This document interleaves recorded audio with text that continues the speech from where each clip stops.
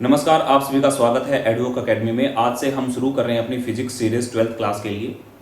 हम सारे topics cover करेंगे लगभग शुरुआत से लेकर लास्ट तक, तो बने रहें आप एडवोक अकेडमी के साथ, कंटिन्यू वॉच करते रहें। हम वीकली अब कुछ प्लान कर रहे हैं कि 3 दिन हम अपलोड करेंगे केमिस्ट्री वीडियोज़ और 2 दिन हम अपलोड करेंगे फिजिक्स के वीडियो 12th क्लास के लिए। तो जो 12th क्लास की जो जैसे मंडे, वेडनेसडे और फ्राइडे ये 3 दिन रहेंगे केमिस्ट्री, और ट्यूसडे एंड थर्सडे ये 2 दिन रहेगी आपकी फिजिक्स। इसके अलावा भी कुछ स्पेशल डिमांड पे अगर बीच में कुछ ऐसा होता है कि स्पेशल डिमांड आती है कि कुछ टॉपिक्स आते हैं तो वो भी हम कवर कराएंगे। हमारा उद्देश्य सिर्फ आपके तक एक क्वालिटी एजुकेशन पहुंचाना है। तो हम चाहते हैं कि आप लोगों के पास, मैक्सिमम लोगों के पास घर बैठे बैठे क्वालिटी एजुकेशन पहुंचे। और फिलहाल कोरोना का कहर तो चल ही रहा है, तो घर रहें और सेफ रहें और अपनी एजुकेशन बढ़ाते रहें। चलिए शुरू करते हैं हम आज का वीडियो अपना फिजिक्स का फर्स्ट, इलेक्ट्रोस्टैटिक चार्ज। हम इलेक्ट्रोस्टैटिक चार्ज से शुरू करते हैं। आपने देखा होगा कि जब किसी ग्लास रोड को हम किसी सिल्क के कपड़े पे रगड़ते हैं तो उससे फिर डस्ट या कुछ कागज के पार्टिकल्स के पास लेके जाते हैं तो वो उसको अपनी तरफ अट्रैक्ट करती है। आपने नॉर्मली देखा होगा। आपने देखा होगा कि जब आप कई बार सर में कंघी करते हैं, सूखे बाल अगर हैं, और फिर कोम को किसी कागज के टुकड़ों के पास, पत्तों के टुकड़ों के पास या डस्ट पार्टिकल्स के पास लेके जाते हैं तो उससे डस्ट चिपक जाती है या जो वो अपनी तरफ अट्रैक्ट करती है। जब मतलब कोम पास करती है बालों से तो ये होता है। और आपने कई बार देखा होगा जब नायलॉन की चद्दर को आप खींचते हैं या नायलॉन की शर्ट पहनते हैं तो उसमें स्पार्किंग टाइप आप फील करते हैं। तो ये सब क्या है? यही इलेक्ट्रोस्टैटिक करंट है। इलेक्ट्रोस्टैटिक चार्ज के अंदर क्या होता है? इलेक्ट्रोस्टैटिक चार्ज का मतलब है इलेक्ट्रोस्टैटिक, स्टैटिक का मतलब होता है एट रेस्ट, यानी इलेक्ट्रिक चार्ज एट रेस्ट, उसको हम बोलेंगे electrostatic charge. The charges at rest are produced due to friction between two insulating bodies which are rubbed against each other is called electrostatic charge. Electrostatic charge कैसे आया? जब हमने दो bodies को एक दूसरे से रगड़ा तो उनके अंदर इलेक्ट्रोस्टैटिक चार्ज आया। The study of stationary electric charges is known as electrostatics or frictional electricity. In earlier example जो हमने पिछले एग्जाम्पल में पढ़ा था, रोड एंड कोम, तो उनको हम बोलेंगे electrified. They are said to be electrified और चार्ज्ड। हम कहेंगे कि वो इलेक्ट्रीफाइड है और चार्ज्ड है। They are acquired an electric charge on rubbing. The experiment suggested that there are 2 kinds of electrification. हमने सिल्क से ग्लास रोड को रगड़ा तो उसके अंदर कुछ प्रॉपर्टी चेंज हुई जिसकी वजह से वो अट्रैक्ट करने लगी, यानी उसके अंदर चार्ज आ गया। एक दूसरी प्लास्टिक रोड ली, हमने उसको सिल्क के कपड़े पे रगड़ा तो उसके अंदर भी कुछ चार्ज आ गया, उसने भी चीजों को अट्रैक्ट करना शुरू किया। लेकिन जब हम ग्लास रोड को और उस प्लास्टिक रोड को दोनों को एक साथ लेके आ रहे हैं तो क्या हो रहा है? वो एक दूसरे को अट्रैक्ट कर रही है। लेकिन वहीं पे अगर मैं 2 ग्लास की रोड लूं जो कि मैंने चार्ज की है सिल्क कपड़े से रगड़ के, अब मैं उन दोनों को नजदीक लेके आ रहा हूं लेकिन वो एक दूसरे को रिपेल कर रही है। तो यानी कि इस एक्सपेरिमेंट से हमें क्या पता चला कि जो चार्ज है वो 2 प्रकार का होता है। Charge is of 2 types.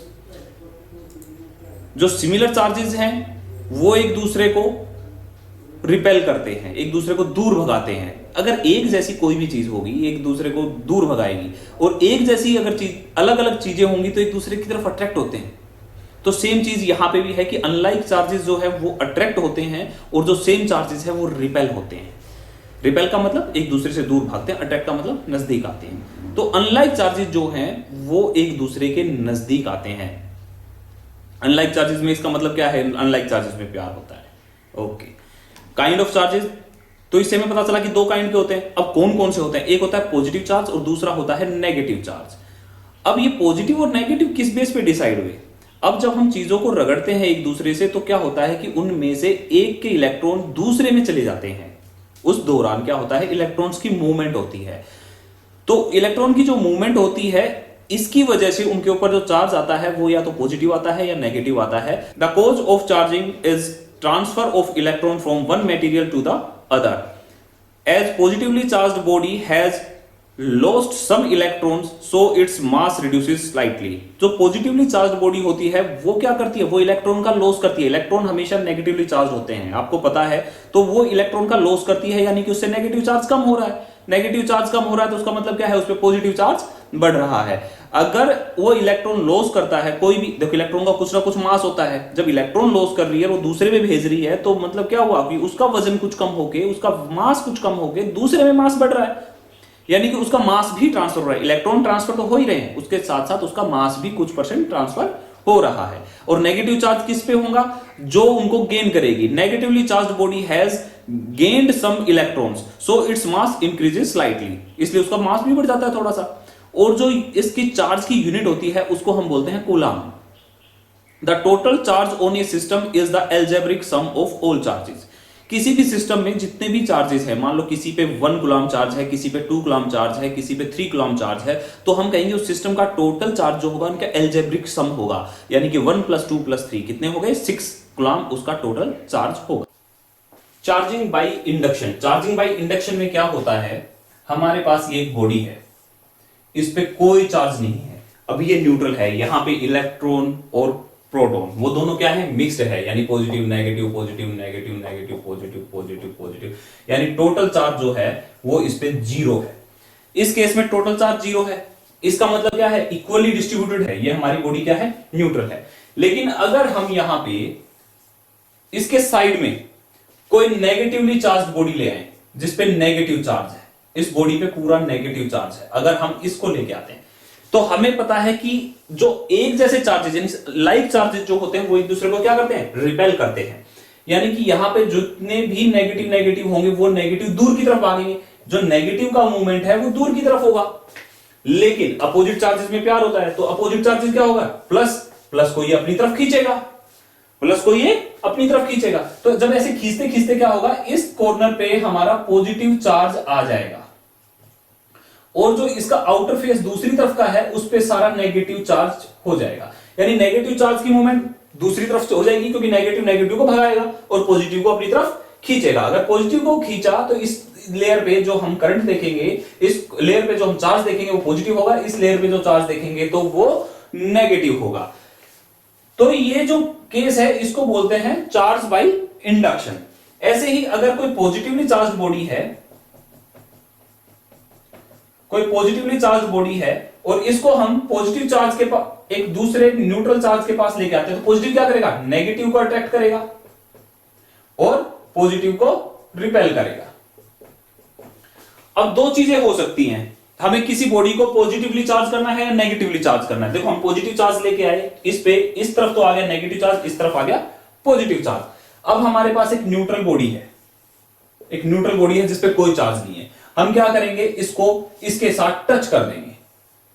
हमने उस बॉडी को इसके साथ टच कर दिया, तो अब इलेक्ट्रॉन दूर भाग रहे थे, तो क्या होगा? इलेक्ट्रॉन का जो मूवमेंट है, जो इलेक्ट्रॉन का मूवमेंट है वो दूसरी तरफ हो जाएगा, और जो पॉजिटिव चार्जेस का मूवमेंट था वो तो ऑलरेडी इसकी तरफ था, तो नेगेटिव का क्या होगा? यहां पे रश होना स्टार्ट हो जाएगा, यहां पे नेगेटिव चार्ज इकट्ठा होना स्टार्ट हो जाएगा, और थोड़ी देर बाद हम इस बॉडी को अलग कर देंगे। इस बॉडी को हमने इस बॉडी से अलग कर दिया, अलग कर दिया तो हम क्या पाएंगे कि भाई जो एक ये बॉडी हम जो न्यूट्रल लेके आए थे ये तो नेगेटिवली चार्ज होगी, और जो ये बॉडी जब इसने नेगेटिव उसको दे दिया तो इसके पास सिर्फ कौन सा चार्ज बच गया? ये पॉजिटिवली चार्ज हो गई। जब नेगेटिव चार्ज ये उधर दे देगी सारा, तो नेगेटिव चार्ज तो उसके पास चला गया, नेगेटिव चार्ज उसके पास चला गया, और इधर जितने भी पॉजिटिव चार्ज थे वो इकट्ठे होते चले गए, तो ये पॉजिटिवली चार्ज बॉडी बच गई। सेम ऐसे ही इस केस में अगर करेंगे तो इसके साथ अगर हम कोई बॉडी टच करते हैं तो क्या होगा? पॉजिटिव चार्ज उस पर भागना शुरू हो जाएगा, तो इस पे पॉजिटिव चार्ज भाग जाएगा। पॉजिटिव चार्ज यहां से क्या करेगा? उस बॉडी की तरफ भागेगा, जितना इससे दूर जा सकता है उतना दूर चला जाएगा, तो वो उसकी तरफ दूर चला जाएगा, और इस पे क्या होगा? नेगेटिव चार्ज बढ़ता चला जाएगा। और अगर अब हम इन दोनों बॉडी को अलग अलग करते हैं, इन दोनों बॉडी को हम अलग अलग करते हैं, तो ये तो हो जाएगी नेगेटिवली चार्ज और ये हो जाएगी हमारी पॉजिटिवली चार्ज। इस केस में ये पॉजिटिवली चार्ज हुई थी और ये नेगेटिवली चार्ज हुई थी। अब हम किसी बॉडी के पास नेगेटिवली चार्ज बॉडी को लेके आते हैं, नेगेटिव को हम नजदीक लेके आ रहे हैं, तो हमें पता है कि यहाँ पे पॉजिटिव चार्ज इंड्यूस हो जाएगा, यहाँ पे पॉजिटिव चार्ज आ जाएगा, और जो इसकी अपोजिट लेयर है उस पे नेगेटिव चार्ज हो जाएगा, क्योंकि नेगेटिव चार्ज को दूर भगाएगी। अब हम चाहते हैं कि इसको किसी बगैर तीसरी बॉडी के इन्वॉल्व किए, हम कोई तीसरी बॉडी नहीं लेके आना चाह रहे, तो इसका जो चार्ज है सिर्फ हम इस पे पॉजिटिव रखना चाह रहे हैं, नेगेटिव हमें नहीं रखना है। तो क्या होगा? हम इसको ग्राउंड कर देंगे, जो इलेक्ट्रॉन का फ्लो है वो ग्राउंड की तरफ हो जाएगा, जितने भी इलेक्ट्रॉन्स यहां पे हैं इन इलेक्ट्रॉन का फ्लो ग्राउंड की तरफ हो जाएगा, यानी जो चार्ज दूर भाग रहे थे वो सब ग्राउंड में चले जाएंगे, और जो हमारी बॉडी में बचेगा वो सिर्फ और सिर्फ पॉजिटिव चार्ज बचेगा। एक तरीका ये है, आपको बगैर दूसरी बॉडी का इस्तेमाल किए हुए आप ऐसे भी इस पे पॉजिटिव चार्ज ला सकते हैं। Quantization of electric charge. Quantization क्या होता है? किसी भी चीज का पैकेट्स में मिलना, किसी भी चीज का क्वांटाइजेशन इकट्ठा करके मिलना, एक बल्क, भाई ये इस अमाउंट में ये मिलेगी, तो उसको हम बोलते हैं quantization. The quantization of electric charge means that the total charge of the body is always an integral multiple of certain minimum charge. और जो यहां पे सर्टेन मिनिमम चार्ज होता है वो हमेशा इलेक्ट्रॉन वाला चार्ज होता है, उसको हम मिनिमम लेके चलते हैं। यानी कि जो E है वो मिनिमम चार्ज है, इसी का मल्टीपल मिलेगा। किसी बॉडी पे अगर चार्ज है तो हम कहेंगे, क्योंकि इलेक्ट्रॉन कभी भी हाफ ट्रांसफर नहीं होगा, इलेक्ट्रॉन ट्रांसफर होगा पूरा का पूरा। 1 इलेक्ट्रॉन ट्रांसफर हुए, 2 इलेक्ट्रॉन ट्रांसफर हुए, 10 इलेक्ट्रॉन ट्रांसफर हुए। तो इसलिए जो यहां पे जो चार्ज है वो हमेशा क्वांटाइज्ड यानी कि पैकेट में, यानी कि इंटीग्रल मल्टीपल में मिलेगा। इंटीग्रल मल्टीपल का मतलब क्या है कि जो उनका मल्टीपल है वो इंटीजर मिलेगा, या तो प्लस का या माइनस का। यानी कि इंटीजर क्या होते हैं? 0 0 1 2 3 ये प्लस वाले हो गए, -1 -2 -3 ये नेगेटिव वाले हो गए। यानी इंटीग्रल मल्टीपल में ही आपको इलेक्ट्रॉन्स की मूवमेंट मिलेगी। कभी इलेक्ट्रॉन हाफ नहीं जाएगा, इलेक्ट्रॉन जाएगा तो पूरा जाएगा, तो पूरा जाएगा तो उसका एक कंप्लीट पैकेट में गया, वो कंप्लीट मल्टीपल में गया। और जो इलेक्ट्रॉन का जो चार्ज होता है वो होता है 1.6 इंटू 10⁻⁻19 कूलम। और ये अगर हम इलेक्ट्रॉन की बात करें तो नेगेटिवली चार्ज लिखते हैं उसको -1.6, लेकिन यहां पे हम ई की बात करें, मिनिमम लेके चल रहे हैं, ई का हम एक मोड लेके चल रहे हैं, तो वो होता है 1.6 into 10⁻⁻19 coulomb. The basic cause of quantization of electric charge is that during rubbing only an integral number of electrons can be transferred from one body to another, जैसा कि अभी मैंने आपको समझाया।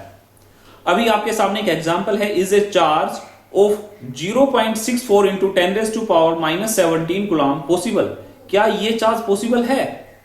चलो चेक करते हैं। हमें पता है कि भाई जो चार्ज होता है वो तो क्वांटाइज्ड होता है। क्वांटाइज्ड का मतलब क्या है कि वो Q = Ne की फॉर्म में होगा। और हमें टोटल चार्ज कितना दिया है, यानी Q कितना दिया है हमारे पास? Q दिया हुआ है हमारे पास 0.64 इंटू 10⁻17 कूलम। तो हम इसको Q की जगह रखेंगे, N हमें निकालना है, तो हम पहले तो N को अगर एक तरफ रख के हम क्या कर देंगे, Q/E का फॉर्मूला लग जाएगा। N = Q की जगह हमने Q की वैल्यू रख दी, और E का हमें पता है 1.6 इंटू 10⁻⁻19 कूलम। तो हम इन दोनों को सोल्व करेंगे तो हमारे पास आ जाएगा 0.4 इंटू 10⁻²। तो टोटल सोल्व किया तो हमारे पास आ गया 40। यानी इसके अंदर जो नंबर ऑफ इलेक्ट्रॉन्स जो ट्रांसफर हुए वो 40 इलेक्ट्रॉन्स ट्रांसफर हुए। यानी कि एक पैकेट जो ट्रांसफर हुआ वो एक नहीं हुआ, 40 पैकेट्स ट्रांसफर हुए। तो यहां पे क्या हुआ, ये इंटीग्रल, ये पूरा कंप्लीट एक इंटीजर है। 40 क्या है? एक इंटीजर है। अगर यहीं पे 40.2 आया होता तो ये नहीं होता, क्योंकि 40.2 पॉसिबल नहीं है। हमें कंप्लीट इंटीजर चाहिए। इंटीजर हमेशा कंप्लीट होते हैं 1 2 3 4 5 या -1 -2 -3 और इंक्लूडिंग 0। तो अगर ये उस नंबर में, उस इंटीजर वैल्यू में ये ट्रांसफर करते हैं तो ही ये पॉसिबल होगा। तो ये तो 40 हो गया, 40 है तो क्या है, एक इंटीजर है, इंटीजर है तो ये पॉसिबल है। अभी आप हमें कमेंट सेक्शन में ये बताएंगे, क्या किसी बॉडी पे चार्ज 3.4 इंटू 10⁻⁻19 कूलम पॉसिबल है? मैंने भी आपको बताया है, आप हमें जरूर बताना, तभी हम मोटिवेटेड होंगे। आपके जितने ज्यादा हमारे पास कमेंट्स आएंगे हम उतना ही अच्छी तरह और ज्यादा एक्सप्लेन करेंगे, और नेक्स्ट वीडियोस उसी की फ्रीक्वेंसी उसी पे डिसाइड करती है। क्योंकि हम तभी काम करने के लिए ज्यादा काम करेंगे तब आप लोग हमें मोटिवेट ज्यादा करेंगे। चार्ज इज कंजर्व्ड, यानी कि किसी भी सिस्टम पे आइसोलेटेड सिस्टम। अच्छा, ये आइसोलेशन क्या होता है? आइसोलेशन का मतलब होता है किसी को अलग थलग पटक देना एक चीज में, एक कमरे में आपको बंद कर दिया पूरे घर में। इसका मतलब क्या हुआ, आपको आइसोलेट कर दिया, आपको ना किसी से मिलने दिया जा रहा है ना कुछ हो। तो यही चीजें हैं जब चार्ज के केस में होता है। तो charge can neither be created nor be destroyed in isolation, यानी कि जब चार्ज को हम आइसोलेशन में रखते हैं, चार्ज ना तो पैदा होगा और ना ही खत्म होगा, ना ही पैदा होगा ना ही खत्म होगा। जो चार्ज है उतना ही रहेगा। अब हमने दो बॉडी उसके अंदर रख दी, मान लो एक के ऊपर 2 कूलम चार्जेस है, एक के ऊपर 0 कूलम चार्जेस है। तो अब अगर चार्ज ट्रांसफर होगा, एक ही कमरे में बंद है, तो उन दोनों के बीच में होगा। अब कोई बाहर चार्ज पड़ा है उस पर नहीं होगा। ये कमरा बंद क्या है, ये एक आइसोलेशन है, आइसोलेशन है। और ये एक इंसुलेटेड मटेरियल की बनी हुई होती है। इंसुलेटेड मटेरियल मतलब उन्होंने उसको बाहर से चार्ज की मूवमेंट को रोक दिया। इंसुलेटेड मटेरियल अपने अंदर से चार्ज को ट्रांसफर नहीं करेंगे। तो जो उसके अंदर होंगे सिर्फ चार्ज की ट्रांसफर उन्हीं के अंदर होगी। अगर इसको हम दूसरे शब्दों में कहें तो total charge of A isolated system is always conserved, कि जो टोटल चार्ज है किसी भी सिस्टम का वो हमेशा कंजर्व रहता है। जैसे कि हमने एग्जांपल लिया है, हमारे पास एक आइसोलेटेड सिस्टम है, पहला चार्ज है 5 कूलम, दूसरा है -3 कूलम और तीसरा जो चार्ज है वो है 2 कूलम। यानी कि इस सिस्टम का अगर हम टोटल चार्ज देखेंगे तो क्या होगा, हमें इन तीनों को ऐड करना पड़ेगा, यानी 5 प्लस -3 प्लस 2 कूलम। तो ऐड करेंगे क्योंकि हमें पता है कि अलजेब्रिक एडिशन होता है, तो यहां पे कितना आ जाएगा, 4 कूलम इसका टोटल चार्ज आ जाएगा। अब इसी सिस्टम को थोड़ी देर बाद हमने देखा कि एक पे चार्ज तो -2 कूलम है, एक पे चार्ज 3 कूलम है, लेकिन एक का चार्ज आपको बताना है कि उस पे कितना चार्ज होगा। अब हमें पता है कि टोटल सिस्टम पे चार्ज कितना था, पहले 4 कूलम टोटल चार्ज था, तो जितना भी इस सिस्टम के अंदर चार्ज होगा वो 4 कूलम के इक्वल होगा। तो इसके हमने सभी को ऐड कर दिया, यानी -2 कूलम प्लस 3 कूलम प्लस जो हमें निकालना है, जो हमें निकालना है उसको एक साइड रखेंगे, बाकी सबको दूसरी साइड लेके जाएंगे। मैथमेटिक्स आपने पढ़ा है, और हमारा यहां से जो चार्ज बचा वो आ जाएगा 3 कूलम। तो चार्ज क्या होता है, चार्ज कंजर्व्ड होता है, चार्ज क्वांटाइज्ड होता है, और चार्ज का मास, जब चार्ज ट्रांसफर होता है तो कुछ मास लेके ट्रांसफर होता है। अभी तक हमने 3 मेन बातें पढ़ी हैं। अभी अगर हम चार्ज और मास के बीच में डिफरेंशिएट करें तो हमें पता है कि चार्ज पॉजिटिवली चार्ज होता है, नेगेटिवली चार्ज होता है और न्यूट्रल होता है। न्यूट्रल का मतलब जिसपे कोई चार्ज ना हो, यानी उसमें इलेक्ट्रॉन और जो पॉजिटिव चार्ज यानी प्रोटॉन वो इक्वली मिक्स्ड है। मेन मास किसी भी बॉडी में प्रोटॉन का होता है, नेगेटिवली चार्ज यानी कि इलेक्ट्रॉन का मास जो होता है वो बहुत कम होता है, इसलिए स्लाइटली फर्क पड़ता है उसके मास पे भी। लेकिन मास में क्या होता है, मास तो हमेशा पॉजिटिव रहता है, मास एक पॉजिटिव क्वांटिटी है। और जो चार्ज होता है हमने अभी पढ़ा था कि उसको क्वांटाइज्ड में मिलता है, लेकिन अगर मास की बात करते हैं, मास में तो आप किसी को टुकड़ों में तोड़ के भी तो तोल सकते हैं। तो इसका हमारे पास अभी तक मास के लिए कोई ऐसा इस्टेब्लिश नहीं हुआ है कि मास भी क्वांटाइज्ड है। चार्ज इज कंजर्व्ड, हमें पता था कि चार्ज कंजर्व्ड है, किसी अगर आइसोलेटेड सिस्टम में हमने चार्ज को रख दिया तो चार्ज कंजर्व्ड रहता है। लेकिन मास के साथ क्या ऐसा होता है, नहीं, मास के साथ ऐसा नहीं होता। Mass is not conserved as it can be change into energy and vice versa. ये एनर्जी में चेंज होता रहता है और एनर्जी मास में चेंज होती रहती है, एक दूसरे में इंटरचेंजेबल है। There are 2 types of forces, किसके अंदर, चार्जेस के अंदर 2 तरह की फोर्स होती है, एक होती है फोर्स ऑफ अट्रैक्शन, दूसरी होती है फोर्स ऑफ रिपल्शन। हमने बताया था कि सेम चार्जेस अगर हैं तो एक दूसरे को रिपेल करेंगे, अनलाइक चार्जेस एक दूसरे को अट्रैक्ट करेंगे, यानी कि अपोजिट चार्जेस अगर है तो एक दूसरे को अट्रैक्ट करेंगे। पर मास के केस में ऐसा कुछ नहीं होता, क्योंकि मास तो पॉजिटिवली चार्ज होता है। There is only one kind, यहां पे अट्रैक्शन की फोर्स होती है। अट्रैक्शन कौन सा होता है, यहां पे ग्रेविटेशनल फोर्स। यहां पे ग्रेविटेशनल फोर्स जो है वो फोर्स ऑफ अट्रैक्शन है। अगले पॉइंट की तरफ जाते हैं, it's doesn't depend upon velocity of body.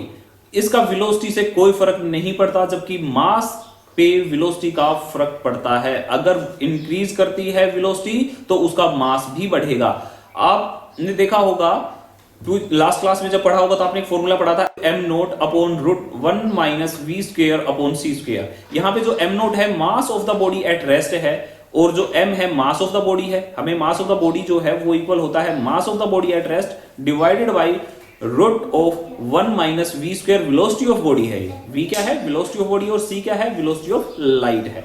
तो यहां से अब देखो, अगर वेलोसिटी बढ़ती है तो हमारा क्या, मास बढ़ेगा। लेकिन अगर चार्ज के केस में देखेंगे तो जो वेलोसिटी पे डिपेंड नहीं करेगा। आज का वीडियो यहीं पे खत्म करते हैं, हम नेक्स्ट क्लास में इससे आगे लेके आएंगे। आप एडुओ के साथ जुड़े रहें और अपना प्यार दिखाते रहें। Thank you for watching the video, take care.